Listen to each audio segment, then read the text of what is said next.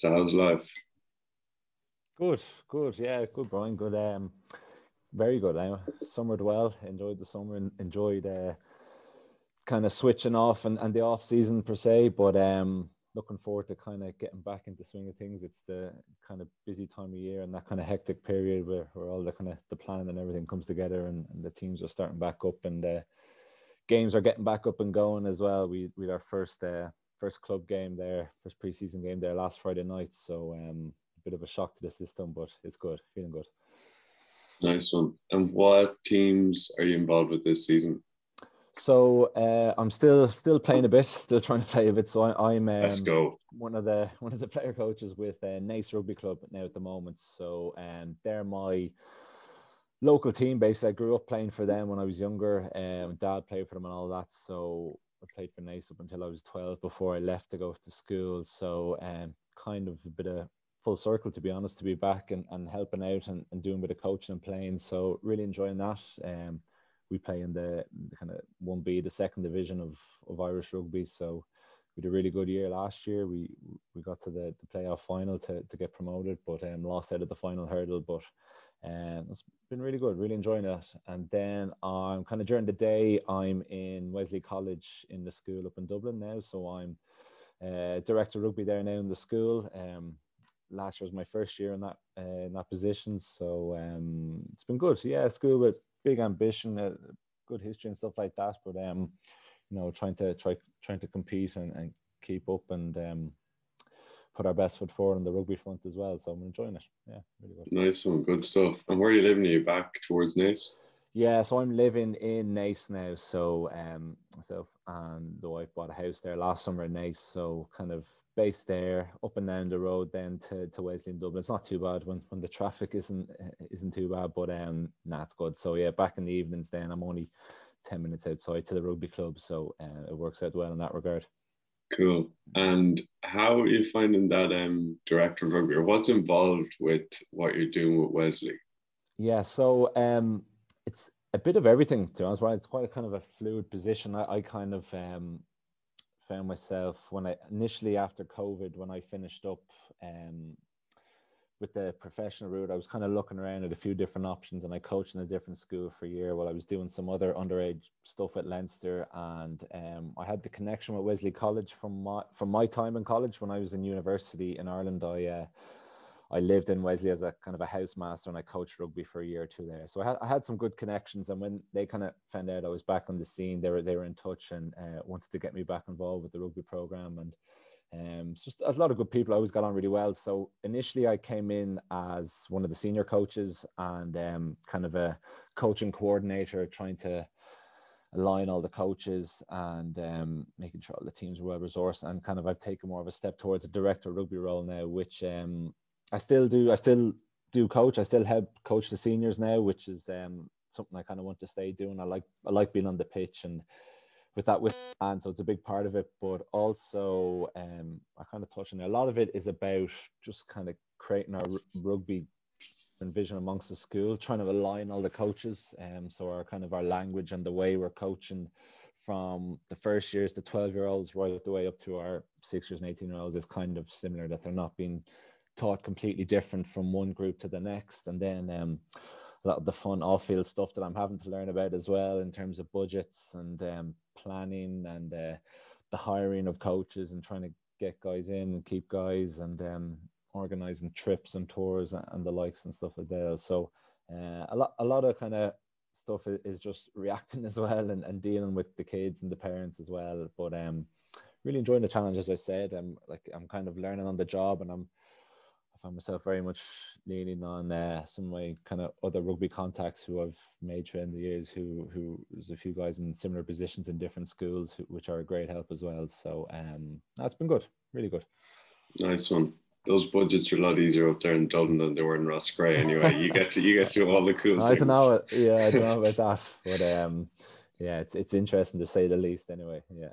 Yeah. And how many teams or what's the rugby in Wesley like these days? Because what are the other sports? And then, like, is there any challenge getting guys playing rugby? Because I know that they play hockey as well. And then, like, how many teams are there? That's right. So, like, you know a bit yourself, Brian, from the kind of the Leinster school setup. Like Wesley wouldn't be one of the big rugby schools now, so we're probably one of the best hockey schools in the country.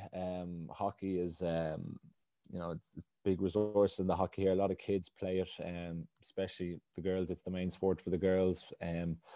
So it's kind of a bit of a split, to be honest, and that's kind of one of the challenges with kind of the rugby program is kind of the sharing of athletes and making sure guys have the ability to play both and kind of succeed at both, but also not clashing and being smart and not overtraining and burn out of some guys, because yourself, some of the better athletes they're just good sports people, so they find themselves doing all and they're training on 2 or 3 or 4 different teams, so it's trying to manage those guys. So in terms of rugby now, we probably have just under about 280, 290 boys and girls playing in the school.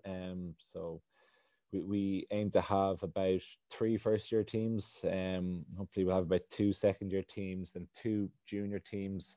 Ideally keep that all the way through. Then we'll have a TY team and a first and a second senior team. Is kind of how we look to go. We'd 4 senior teams last year, which was great. We'd a social team as well as 2 senior teams and a transition year team, which was good for the school, but we probably won't have that numbers next year now. So it kind of goes in cycles. Some years are very big rugby years.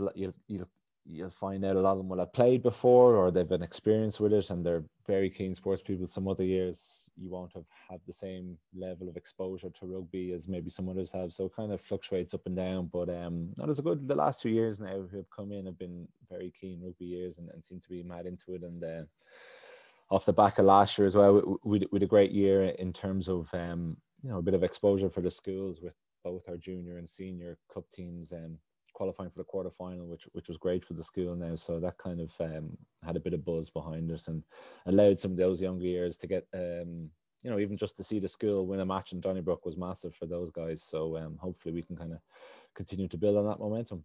Nice one. And I suppose we'll just go back the ways. And then you mentioned there when you were leaving professional rugby. So chat to me about that, and then we'll go back with chat about Connacht and all that. But just going back, say, a couple of years. So when you left, didn't you then go in and train with Leinster for a bit, and you were injured? And just talk to me about that whole period, because then you went down this route. Yeah.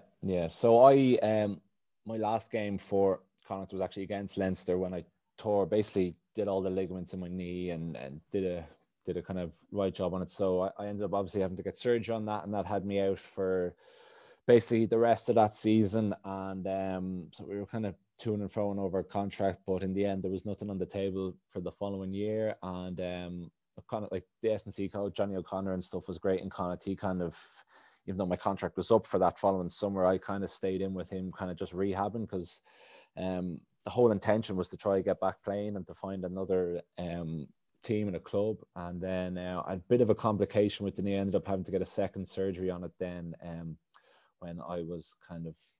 So at the end of that kind of summer, should I say, Leinster kind of got in touch with me. I was in touch with a few clubs, and Leinster were in touch about coming into training. It was during that World Cup period when they were short a few tens. So I kind of went in as a bit of injury cover, but it was kind of also... to kind of help me complete my rehab per se. So I was able to get in there with their physios and Cal Denver and the likes, who were great. And then I was at that stage, I was back kind of pretty much fully running. So I was able to help out with training in that regard and help with our numbers. So it's a good experience for the World Cup period. Allowed me to kind of get back on my feet a bit as well. But as I say, so I also joined back Lansdowne then, a club in Dublin at the time. And I kind of tried to play a game or two, but I still had a bit of issue with my knee. It wasn't fully right. I ended up having to get a second surgery on it. And it was kind of at that stage where I knew kind of the professional route wouldn't really be an option anymore. A lot of teams were pulling out.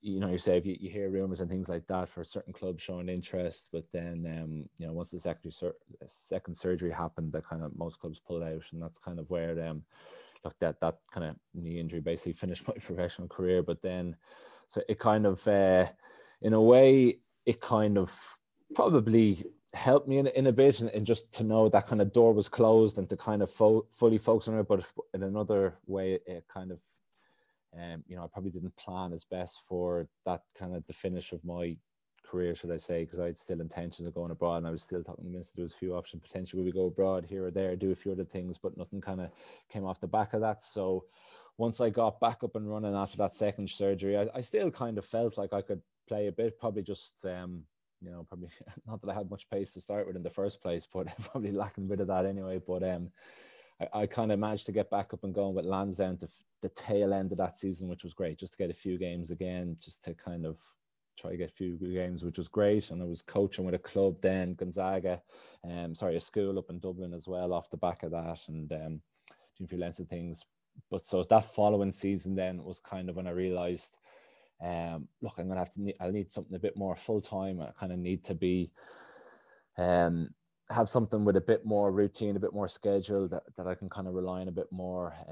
Coaching was something I was really passionate about, something I really wanted to do. I wanted to stay in the game as much as I could as well. And so kind of thankfully, that the role at Wesley College came up, a few other schools, but that role came up, and it was also at the same time that NACE were changing their kind of direction and their kind of coaching panels. So they kind of got onto me, and it just felt like a good fit at the time to kind of go back there to the home club as a bit of a player coach. And along with kind of Johnny Murphy, who came in as a head coach, and Andy Carney, was a whole new kind of setup across the board. And that kind of, timing wise, it kind of worked out well for me, to be honest. Just before the kind of whole pandemic and shut down everything, I just kind of got my feet in the door at these places. So in a way, because as I said, it probably wasn't the worst time to kind of finish up your professional career, seeing some guys getting signed off, not have in front of empty stadiums, squads were being cut pretty ruthlessly across the board as well. So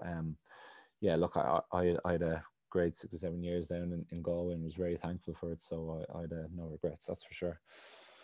Nice one. And yeah, it can be challenging, like you say, because like someone, as you say, after 6, 7 years in Connacht, you could easily go to Pro D2, Fed 1, Italy. Like there's so many places that you could go. But then the injury complication really throws things. Like you'd obviously pick up a contract somewhere ordinarily, and then that's just really throws. And that was the whole uncertainty of it as well. Even with like my partner and stuff as well, she didn't know whether to kind of apply for certain schools. She's a teacher, so she was wondering should she apply for school job. And I was like, look, we've interest from Italy here. I was, like you said, I was chatting to a few clubs in France and Wales and stuff as well, but we just couldn't commit, like, at the end of the day. So it was a stressful period, not gonna lie. You hear people's transitioning out of things. It's there's no one size fits all for everyone. Everyone has their own kind of different way of dealing with it or transitioning out. So it was a tough period, but at the same time, I kind of feel like I was lucky enough with how it worked out, and I've done okay anyway. Yeah, nice one. You're flying it now. And so starting out then when you were younger, when you said you started playing with Nace, and was it always rugby? Did you play any other sports growing up? Pretty much, we were pretty much a rugby household, to be honest, right? So my dad played rugby throughout Nace. He was captain of the club. He played captain of Leinster Juniors and all that. My granddad played rugby for Ireland as well back in the day. So it was kind of both sides of the family were big rugby families. So it was ever from whatever I was, 6, 7 years old, it was always just get the rugby ball in hand. Not to say I never played other sports. Any bit of sport I was mad in it, whatever it was. Football, soccer, golf, tennis, hockey. I played a bit of everything, but it was always kind of rugby for me. I was probably one of those freaks when I was young. I was just obsessed with it. So anything, I could always watch any game that was on. Probably still a bit like that, to be honest. I'll find a game, I'll watch it. I like to try and kind of keep the head in the game. So that's pretty much how it was. But saying that, like, it was never the case of, like, my dad never coached me or anything like that, or anything. Like, it was never pushed into it, or it was always just, I just love doing it. So that's big part of the family, I'd say, for sure. Nice one. And then I'm sure in Kilkenny you started playing 3, 4, 5 times a week, or like started playing a lot. And is that, or at what point then do you say get serious with it? Yeah, so it's kind of like, you probably know a bit yourself from being, when I was a boarder in Kilkenny, so kind of, you have a lot of spare time and stuff after school, so we would just find ourselves kicking rugby. I used to just kick rugby every day, or you'd be out with the boarders having matches, or after study in the evenings, if it was a good evening, you'd be out playing games of touch or similar things like that. So I actually thought that was a massive help, just to be in that kind of environment where everyone just loved rugby and playing it. So but it probably wasn't until, I'd say, look, I was probably too shy to kind of say to anyone, this is what I actually wanted to do, up until I was about, last year of school. I was in my head, I was like, I want to be a professional rugby player, but I kind of never really said it out loud to anyone or fully kind of committed to that goal. It was only kind of when I started getting a bit of kind of Leinster schoolboy representation and stuff, and getting up to a few trials and going kind of thereabouts, that I kind of, look, this is kind of something I want to do. Even at that time, I was never one of the top players in my age group. I didn't play, I missed out in the Irish 20s and stuff like that. So even at that stage, I was hesitant, but I still remember chatting to my career guidance teacher in 6th year in school, and we used to do these personality tests and to see what area of the workforces you might want to go in. And she handed me back my booklet and just looked at me. She's like, Craig, there's no hope for you. All it was my sports bar was just up top. Every other area was like down low. And she's like, what are we going to do with you? I was like, I don't know. I was like, all I want to do is be involved in sports. So she's like, you better make it or you have no hope. So I was like, Jesus, thanks for that. So probably from then on. And then even in college, even though I didn't make the kind of the academy or the sub academy, I kind of probably trained as if I kind of was in it, or with a view of still trying to get professional contracts. Even though, like, look, I enjoyed my college years, and I was kind of probably in a way thankful that I wasn't in those kind of 7 8 gym sessions and still be able to go out with my mates. But I kind of trained hard, and I kind of had it in my head that, look, I still want to try to get a professional contract out the back of that. So that was probably very much my focus from kind of late teens right into my kind of early 20s, was the goal of trying to pursue it. Nice one. And what were you thinking, say, during that university period? Like, we'd been playing together in Lansdowne, but was it just whatever comes up, or was it like a professional contract somewhere in particular, or was it just, I'm going to try and be the best I can be, or what were you thinking? Yeah, it's kind of a funny one, because you're playing against your peers there in other clubs and teams and universities, the guys who are starting for the Irish Leinster 20s, guys in your position. You feel like, like your direct competition, and we'd be going, all right, you have a good team, you'd play well, and you'd think, look, sometimes you'd be feeling hard done for yourself, I should be in there or whatnot, or you'd have bad times with injuries at times as well. But for me, it was kind of it was very much, look, I kind of wanted to make that. I didn't initially have in my head a certain area or country that I wanted to be. I just wanted to be a professional player. But then when it came to it, so my kind of after my first season of playing senior rugby in Lansdowne, I had a few offers in the championship in England, and I was close to taking them, but I just didn't feel like they were the right fit, to be honest. And I kind of thought, I knew we'd have a good squad in Lansdowne, and I thought, we'd have a chance of winning our first AIL, and there'd be, a good bit of publicity off the back of that, hopefully. And if I played well, something might happen. And thankfully that was the case. So I still remember, like, it was a different age at the time, but he said, look, if you don't take these roles, you'll never be a professional player. And it kind of stuck me. I was like, I had a bit of a bee in my bonnet then about trying to prove him wrong and other people wrong about doing it at the AL and playing well. And look, thankfully, kind of after a good season with Lansdowne, Connacht came calling off the back of that. And I just, to be honest, it was just a really good fit. Like, I couldn't have loved Galway or the people even more. And I was kind of very thankful how it worked out. I was also, because I was close to going into the Munster Academy at the time as well, at the same time. But I was a bit old for the academy at that time, and I kind of decided to go to Connacht instead of Munster. And to be honest, I'm happy I did. Yeah. Legend. Yeah. And that's an interesting one, because it's funny, because everyone wants to be a professional rugby player. Like, that's the goal, is to be a professional. And the way you said there, you turned down the championship, because another side of it is you need to be somewhere where you're enjoying your rugby, you're playing really well, you're being pushed, and you're in a good environment. So there's those kind of two things. And a lot of it was that environment thing. I knew I talked to a few guys in the championship, and I'd heard some mixed reports. Look, like, some guys loved it, got on really well, got on to bigger things. Some guys, chances they felt they kind of got stuck in a bit of a rut out there, and they kind of found it a bit of a slog and tough going. So that was just for me what I personally felt would be best for me, and environment, the people involved were a big part of that. So yeah.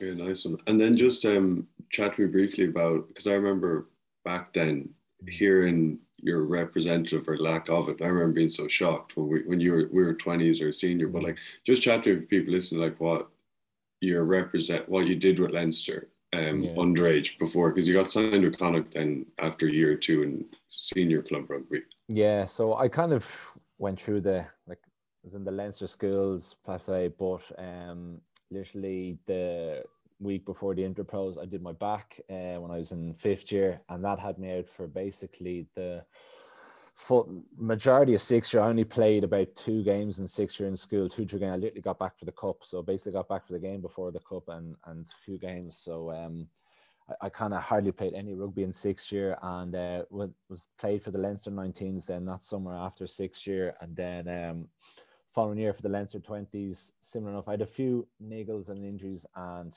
basically just got cut the week before the Interpros, so didn't make the final squad. That one stung at the time. Actually, I took a bit to get over, because it felt like we had a really good Lansdowne 20s team at the time, and I thought we were going well, and I was playing well. So that was kind of a bit of a setback, but at the time, kind of, as it was something I was always push hard on myself, was to kind of react to those setbacks well, and to kind of make sure, I always use it as more. I'm someone who has picked up my fair share of injuries throughout my kind of career as well, and I always kind of try to use them as a time to kind of get better, and not kind of linger or be moaning and stuff, to really try to come back a better person and player. So that's kind of how I looked at those disappointments at the time. And even for the Irish 20s as well, that year I was due to be called up to a training camp, and got injured with Lansdowne. I did my knee ligaments training with Lansdowne against Trinity the week before. So it was another ride at the time. So I was just like, look, it's not meant to be. So I'll just keep the head down for the next year or two, see how things go. And yeah, that was it. So like I played like a Leinster development, then played the kind of the Irish clubs as well off the back of that, a year or two kind of later, when I was kind of out of that 20 system with Lansdowne. So that was a great exposure as well, getting to go over to England and Scotland and stuff and play those games with some of the best kind of club players in Ireland as well. So that was kind of felt like a nice stepping stone, and kind of when you kind of go all right on that scene, I felt a bit more confident that I would be able to step up if it came about. So probably helped as well. Nice one. And you mentioned those, like, say, what was it, age 17, kind of a year out, age, 18, and there's kind of another couple injuries that are not insignificant. How was that and you say you always use it for motivation, was it always easier, or were they tough to like keep going? Because that's a time when you kind of feel a lot like it's make or break, when you're that age. You're like, when you're that time. age at those. It's like the end of the world sometimes, like looking back now. But like I still remember when I did my back in the 5th year, I had to go to a specialist, and one of those who didn't really know a huge amount of basically told me that I should retire there and then, that I shouldn't play any more rugby, that my back was that bad. And I was like, Jesus, where is this coming from? And I remember just being like inconsolable that night, and I was like, what the hell am I going to do? And then I was like, nah, you know what, screw this. My mum says the story. I went out and I bought a new pair of Adidas Predators the following day, apparently. And they were like, even though I wasn't able to do anything for a while, that was like the motivation to get back into those boots, like, and get back kicking and stuff. And that was probably how it was. I think like my family were quite good at that. My dad was always good for, a quiet word in that front. And they were probably hurting more than me a lot of the time with these injuries and disappointments, but they were always really good at just picking me back up. And that's around me. I don't know. It was just something that I get the feeling if it had been once-off injury or the big ceremony, but I'd had my fair share of, like, junior cup. I broke my thumb when I was the captain, missed pretty much the full year junior cup. So it's kind of, I'd had a few different things throughout the years that I'd had to deal with a small bit of, not that you'd call it massive adversity, but, a few little setbacks at times that, I do felt kind of made me a bit stronger off the back of it. Yeah, you're well used to it then. Yeah, exactly. That's for sure. Yeah. And how did you find going from Lansdowne to Connacht, like stepping up into a professional environment? Because then that's your first real taste. Like you said, you weren't in the Leinster Yeah, Academy, you weren't involved in those kind of things, and you know Lansdowne was brilliant. But how'd you find that? yeah. Really enjoyed it. Like it was the first time probably fully being able to commit to just rugby, you know, like just thinking about it in the evenings, not having to worry about a day job or not having to do anything, everything just solely focused around. I loved it initially. Like it did take my body a while to get used to it. I just wasn't used to that professional training setup. So it was definitely a shock to the system. Like that preseason, I remember being very tough, and I can remember the weather was unbelievable or something as well that summer. So it was tough going, and even like I probably even had a bit of imposter syndrome as well, to be honest. You know, going down here and like that, I hadn't been involved. I was coming out of the AIL. I'd say a few lads were looking at me, wondering what's this lad doing here, or wanting to know much. So I was very much trying to prove myself and kind of gaining respect pretty quickly of the other guys and the coaches, and so yeah, and then you just find yourself getting chucked into a first preseason game. I remember actually we went to watch Ulster, like when I'd announced we were signing, Connacht played Ulster, the last game of the season before I was to join. So me and my dad went down to the sports ground, watched them play Ulster. The atmosphere was class, but I just remember looking at the size of that. So I was like, oh my God, this is like I'm potentially going to be trying to tackle these lads next year and be amongst it. And they just felt like massive. But then when you're in amongst it, you know, you're kind of, you don't think it's second nature, but you're fully involved in it, and you know, you kind of just get stuck in, and yeah, I loved it. Really enjoyed it. Like really, like I really enjoyed the kind of being the, you know, at 10 or 12, I loved the whole kind of the detail around it, and like the video analysis and getting stuck into game plans and really trying to understand and learn the tactics of the game and what the coaches wanted. And just happened like that Pat Lamb, who came in his first year, he was very big on that as well, and was really big on his detail, and kind of used to have quizzes as well around who would know their game plan the best and who would know different areas. And I used to try kind of pride myself on winning those kind of quizzes all the time and stuff. And I think he kind of respected that as well off the back of that. So look, a few little things, but yeah, it was cool. It was really good. Nice, that's cool. Yeah, And yeah. what kind of say detailed things would you have been doing, or can you remember like Mm, that you hadn't done in the club game? yeah. But like first of all, the whole kind of callings, there was so much more calls, and like your language and stuff was to get that kind of down. And you know, obviously you have your playbooks and things with clubs, but it was just to a whole another level with the professional setup. And then, you know, I kind of wanted to know what, yeah, as a 10 at the time and stuff, you kind of want to know a bit of what everyone's kind of doing. So I'd be trying to understand a bit more where the lineouts and stuff, knowing the calls, where a ball would be coming from, type of plays like that, and what kind of would work best in different areas of the pitch, or back three calls, you know, the centers, how we were kind of feeling on different plays. And then it was, yeah, it was just all that kind of language and that real understanding basically in different areas of the pitch and different kind of setups. You know, I suppose in the club game, you'd probably, a lot of the time you'd make a call initially, you just go with it, back it, but being able to, we're kind of probably from video analysis, from having seen pictures of what other clubs or other players were doing previously, so what you make calls on, or how they were reacting to calls you were making, being able to change things like that. That was probably a big one of the big things for sure. Nice. And was it ever overwhelming, or you said you enjoyed it a lot? Yeah. Overwhelmed. I don't know. Probably, definitely enjoyment was like the main aspect. It was something I wanted to do and something I worked hard for a while. So I was kind of just loved being in amongst it. And I kind of really wanted to make sure I kind of, you know, it lasted. Oh, I didn't want to just be down there for one season. So kind of I worked hard at trying to get that first senior contract after I initially went down. But there's probably a small bit like, I remember my first start for Connacht was 4 or 5 games that we played the Ospreys, and when they were like Dan Bigger and all was carving up at the time, and they hammered us in sports ground. I remember thinking like he intercepted one of my passes and ran half the pitch. Like one of my first passes of the game, I was like, oh my God, I'm like, this is literally like my first start here. Like thankfully I kicked it right, but everything else, it was just one of those games where nothing really happened for me. I was like, bloody hell. Like, and that was kind of a bit of a reality check. You know, you think you're kind of getting in amongst it, and then you're like, yeah, I have a bloody long way to go if I want to kind of be around this team for a bit longer. So that was definitely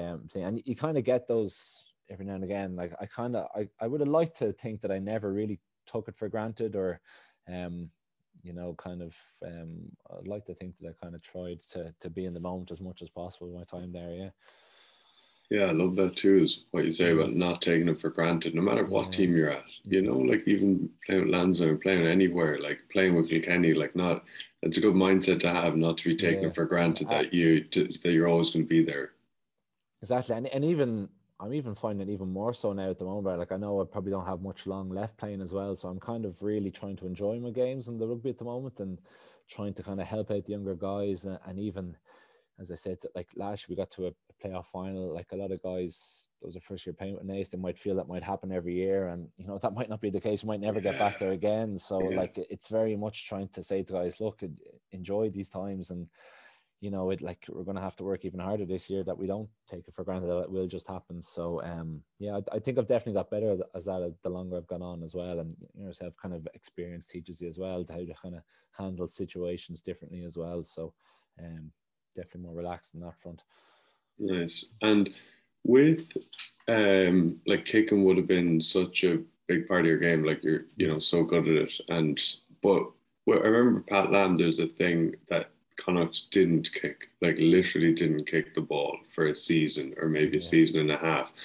Was there much adjusting of your game? Because like with once again with Lansdowne, like you're just kick, like that was kind of the Lansdowne game plan as well. It was based around your kicking, and so was there any adjusting there?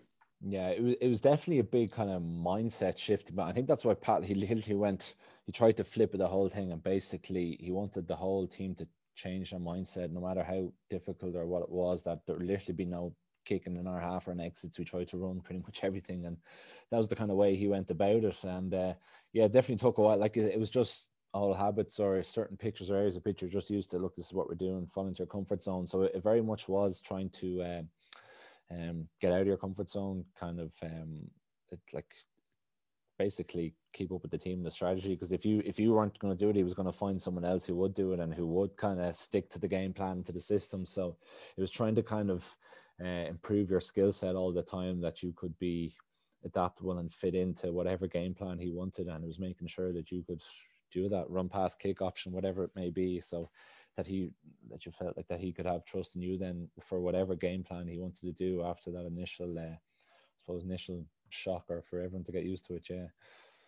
Cool. So you find out kind of the way he wants to play the game, and then you develop your skill set, obviously. So what in extras and training, you're kind of working on your run pass or different things like that. Definitely, yeah. It was definitely a big part of it. And we brought in a skills coach there, Dave Ellis at the time, who was great for he'd help facilitate those extras, and it was massive. He was very much about guys going to him to help. He wasn't going to go chase guys after training. So certain parts of our game, you know, where like we became back, sure, there was so many articles about being us running that 2-4-2 shape at the time, with that pot of four in the middle. So it was getting really good, being really comfortable at being as a back, being in behind that pot of four as well, and those different options. So that was a big skill set, being able to kind of read the pitches and the cues in front of you, knowing what calls to call out the back of that shape.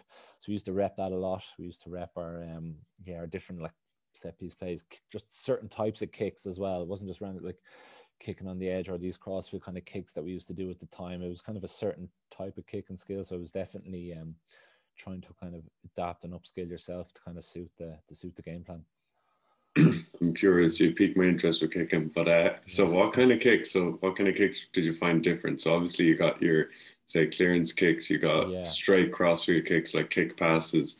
Any other kind more of ones? So not quite the kick pass, but like nearly the kind of the crossfield Gary Owen, I'd call them. Like so like crossfield up and under. Yeah, based like that. So it's kind of like that. So you're falling behind. So it wasn't a kick I'd done a huge amount of before. Like it was either for me, it was like a long clearance, or else it was a short little kick pass. So that was a bit of a change one.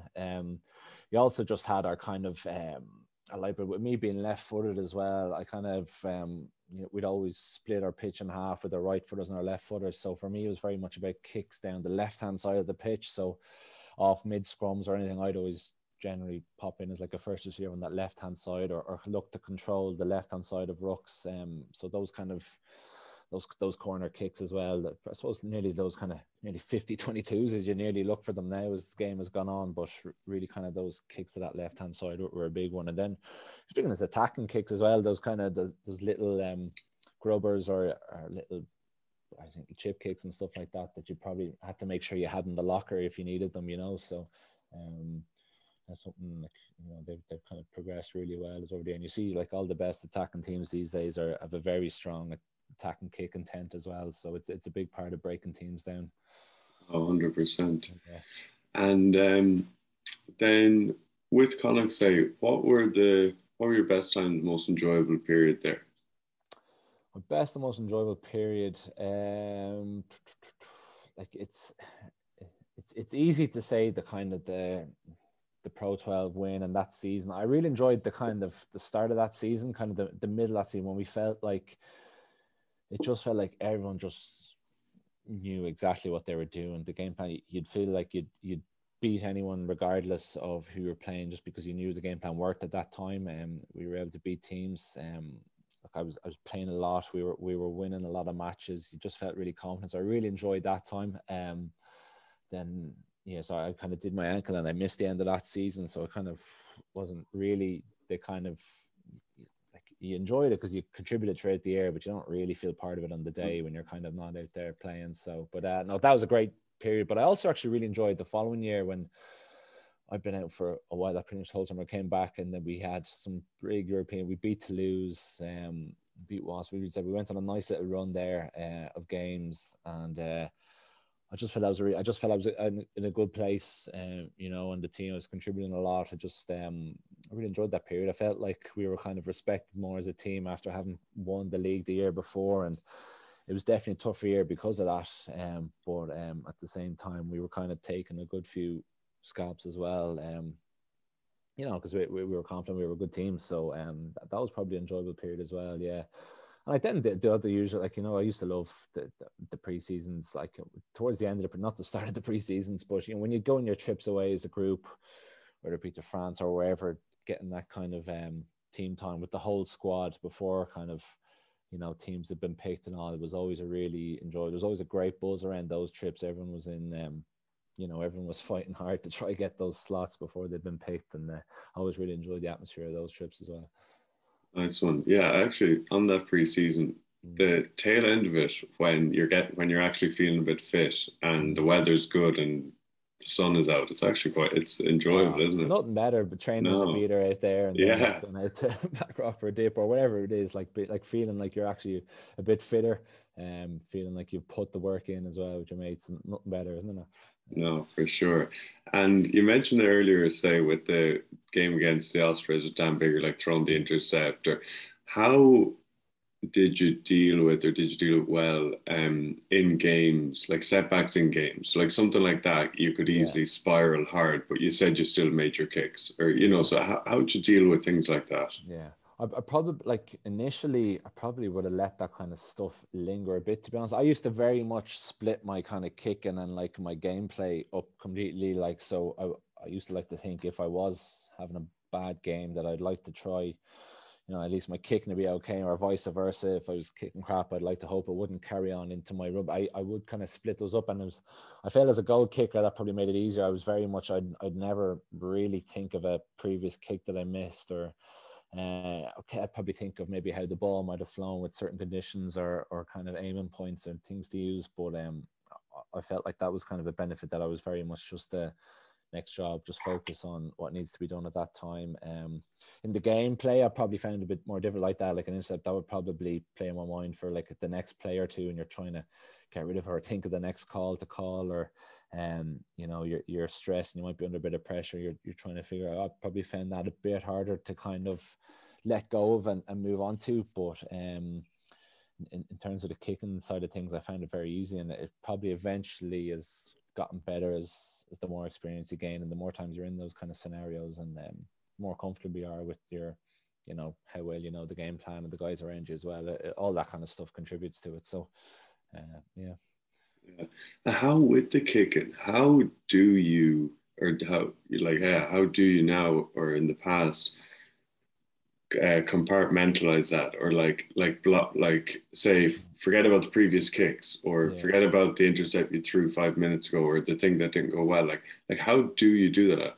Yeah, I think a lot of it comes down to just like comfort in like my routine and stuff like that. You know, like I literally, like talking to you here, I could literally tell you exactly what I'm going to do when the ref blows the whistle for a penalty or stuff. Like I literally wait for the water and stuff. I'll have a few sips of that. I know exactly how I'm going to place the ball, how many bits of grass I'm going to throw up, how many times I tap my toe. Like I could write it down for you here. And I think there's a bit of comfort in knowing that even when I'm wrecked, or regardless of how the last, I'm just going to do the exact same every time. And I'll visualize just the ball going through. Like I'll never visualize it not going through. So for me, it's just a real comfort into it. And I feel like I can just slip back into it. It took a bit of time, but for me, I'm at a place, or where I was always when I was kicking my best or in my best, you just, you know yourself, you're in that kind of flow state, and you're kind of don't have to think about it.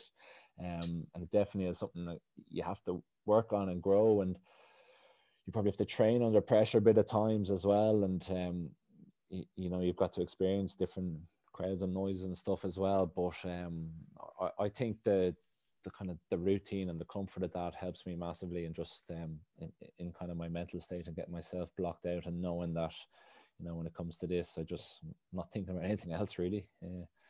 Yeah, nice. Yeah. And you know, the way when you go out with a bag of balls, you're enjoying it, or when you're whatever, go for kicks, you enjoy kicking.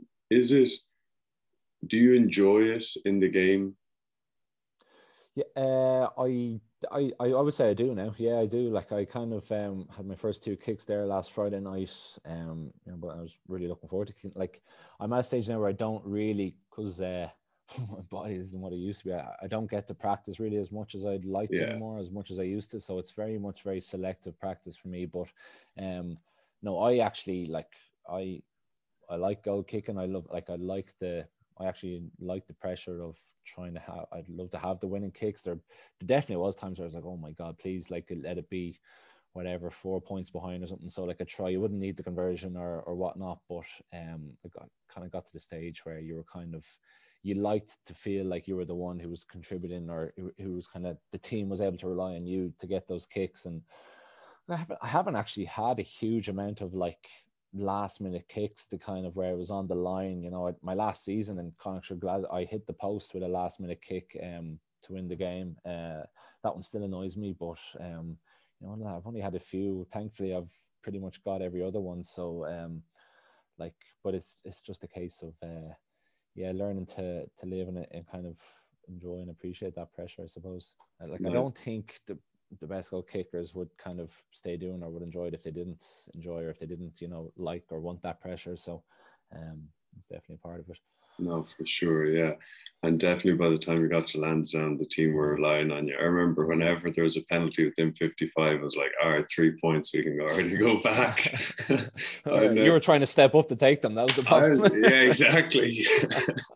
No, there was nothing better. And so was there anything that helped you get to that point that you enjoyed the pressure? Because as I said, when I left school at 18, you were 20. Like that time, it was 100% the case, where it was like you were the one who was going to kick us 3-6 now, and you know that we were relying on your kicking to win games. I probably it probably was from school, to be honest. And like, what is weird, like when I was in 5th year in school, we did a really good cup team, and we got far. We got to the semi-final of the cup, which was massive for us at the time. And we played Blackrock in the quarter-final, and I had a last-minute kick in the first game to level it from the sideline, which I got. And in the second round then as well, I had also kicked all my kicks from the sideline to kind of win the game for us. And I remember kind of just like the elation and just enjoying it, and like knowing how much it meant to everyone at the time. And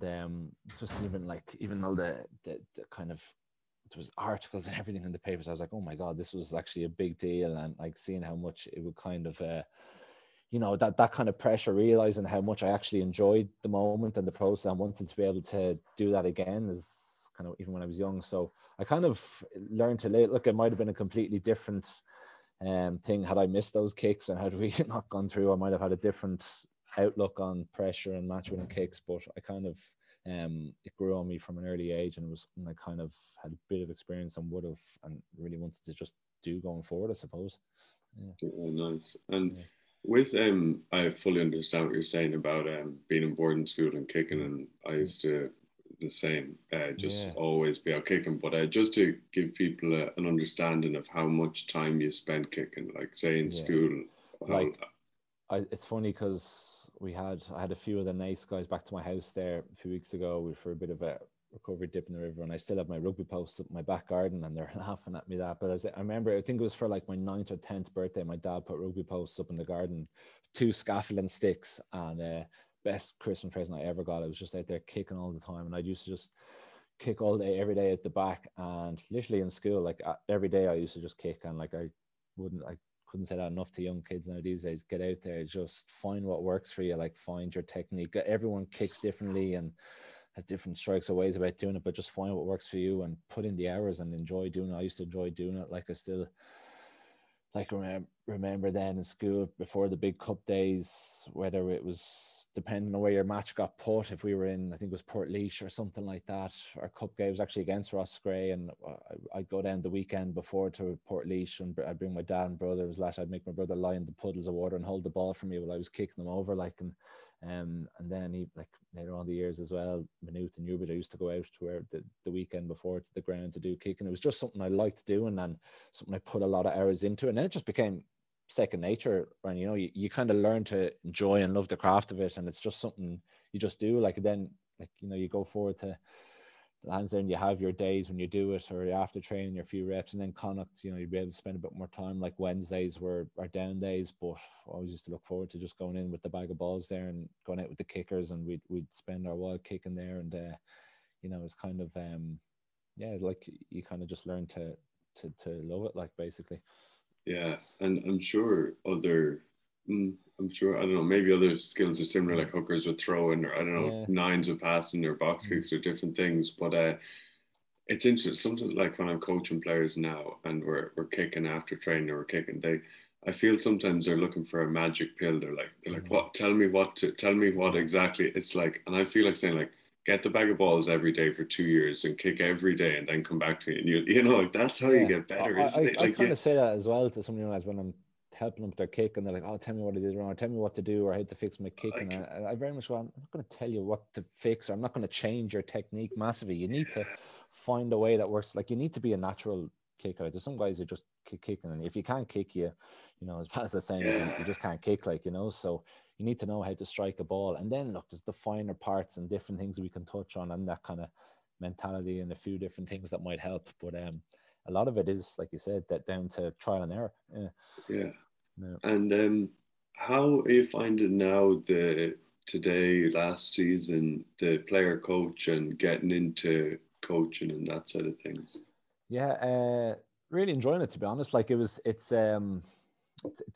can be a bit of a tough dynamic at times trying to kind of player coach, but that's I'm very lucky. We've a really good coaching team in Naas, and the fact, like, Johnny Murphy's head coach, so he's brilliant. He can, like, just look after it all on match days, and it means I don't have to worry about any of that kind of selection or anything like that kind of stuff. That's all looked at. I can kind of just jump in and out on Tuesdays and Thursdays. I'll take like an attack drill or attack segment, or I'll help lead with the backs. I'll jump in and out, and then when we're doing team stuff, the other coaches will kind of lead it, and I'm getting to a stage now where I kind of know when I need my reps, and I need to, I need to train and get better as well as the other lads. But there's also times where I feel I can be better help by standing back and watching and getting another few lads reps and kind of trying to help out. So I'm definitely kind of still learning that front, to be honest. Like, I think it would be tough if you were to be a head coach and do it. I know some people do it, and fair play to them, but I kind of, the dynamic it is at the moment, being an assistant coach and kind of helping out, I think it's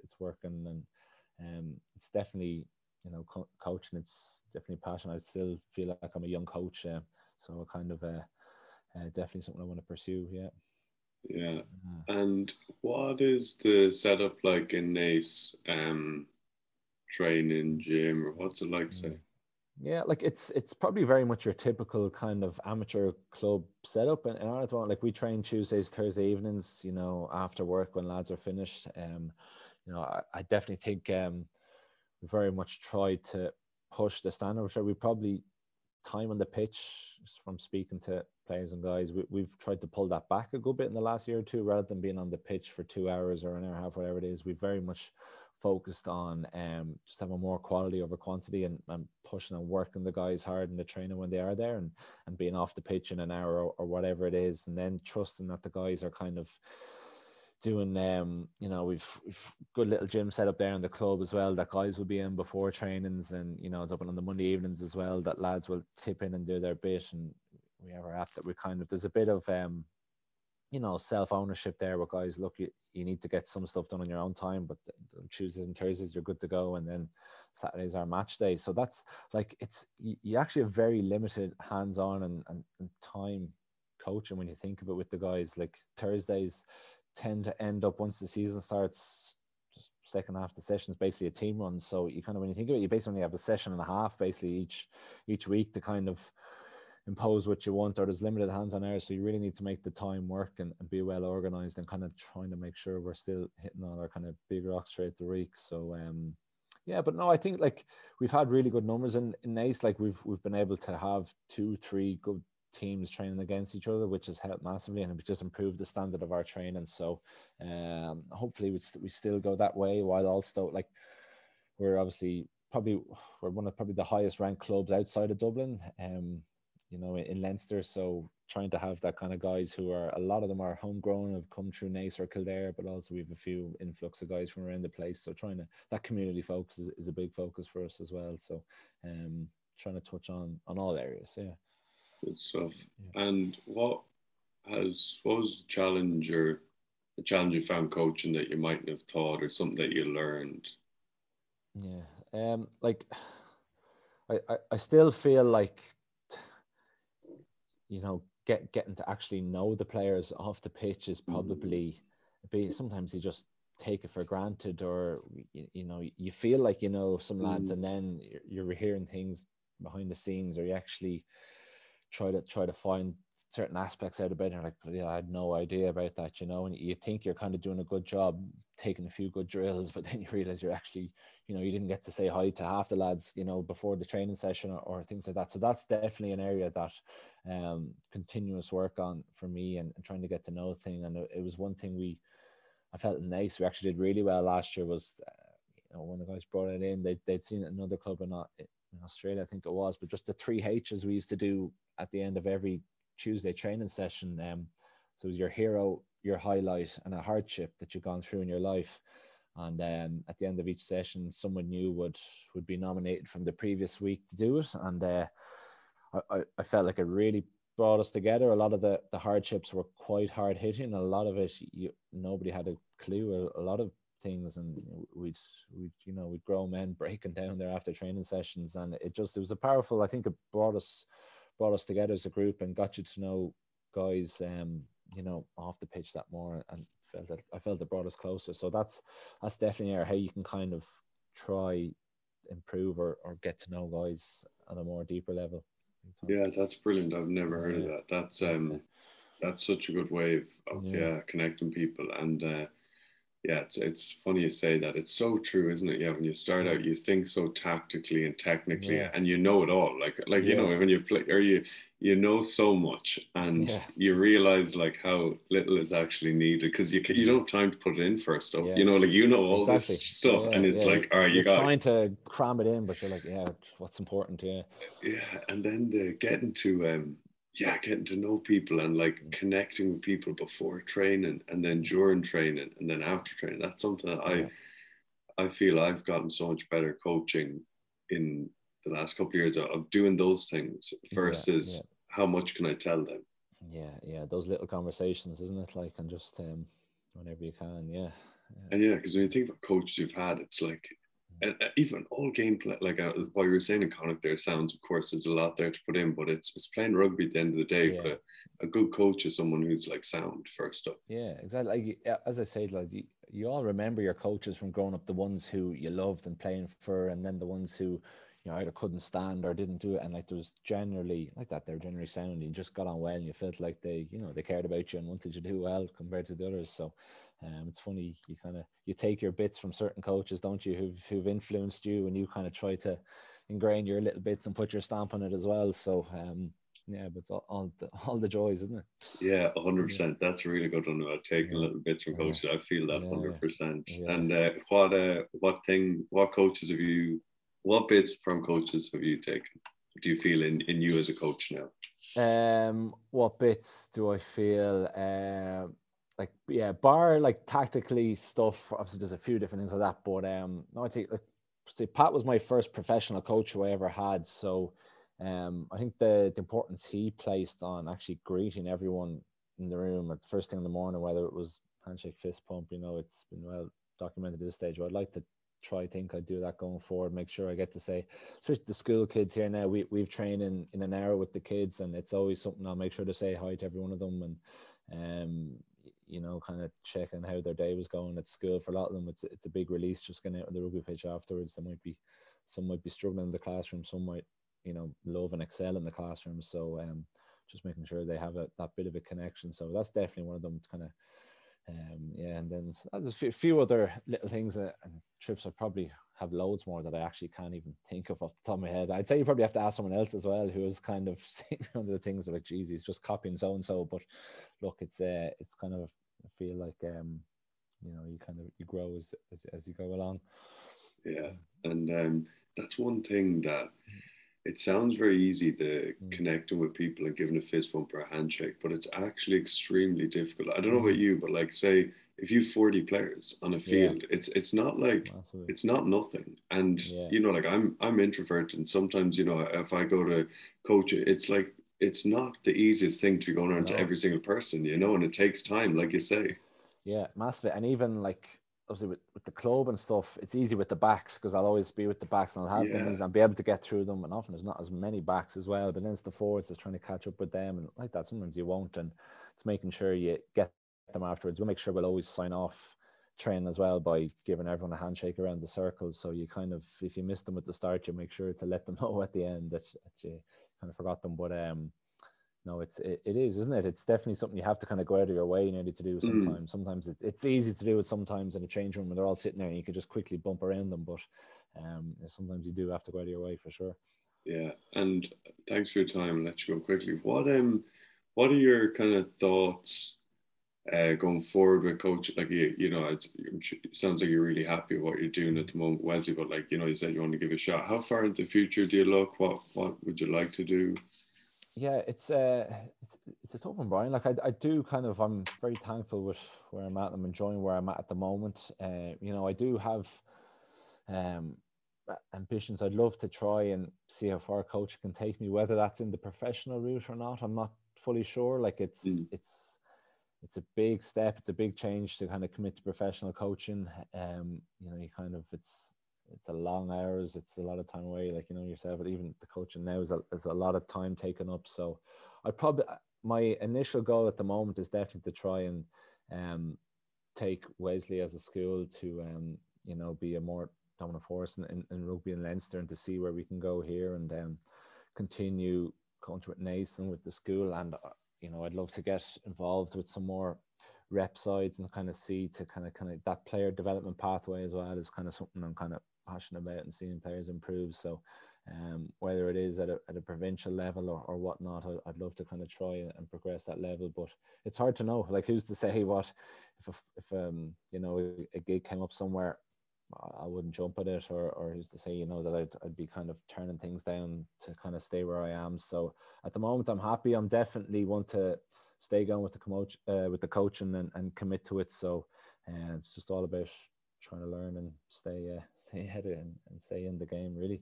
Nice one. Yeah, it's always what I always learned, isn't it? Yeah, true. Yeah, and last one, when you mentioned there that when you were, say, 17 or something, you kind of want to be professional, but you would never tell anyone. What advice would you give that young lad? Just when you were 17-ish. The first bit, like, is to not be afraid to have like big goals and ambitions, and to kind of be out there and saying that there's a lot of you'll get a lot of respect for, and I find you'll get a lot of help. People will want to help you get to that where you want to be as well, if you're very adamant about having a big goal, and first of all, even having a goal in the first place is massive, you know, kind of knowing where you want to do or what you want to do.